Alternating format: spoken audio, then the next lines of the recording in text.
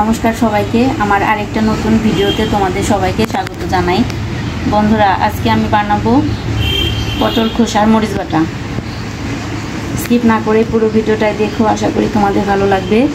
আমি এখানে পটলের খোসাগুলোকে ভালো করে কেটে ধুয়ে পরিষ্কার করে নিয়েছি, আর সাথে নিয়েছি রসুন কয়েক কোয়া আর কাঁচা লঙ্কা। এখন আমি এটাকে জলে সেদ্ধ করে নেব। পরিমাণ মতো জল দিয়ে দিব, পরিমাণ মতো লবণ। পটল খোসাগুলো সেদ্ধ করার পর আমি ঠান্ডা করে ব্লেন্ডার করে বেটে নিয়েছি। কড়াই বসিয়ে দিয়েছি, এখন কড়াইতে দিয়ে দিব সাদা তেল।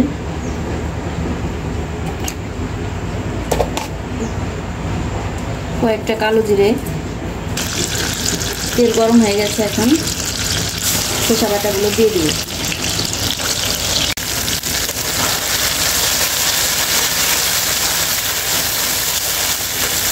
তেলের উপর অনেকটা সময় ধরে নাড়াচাড়া করে ভালো করে ভেজে নেব।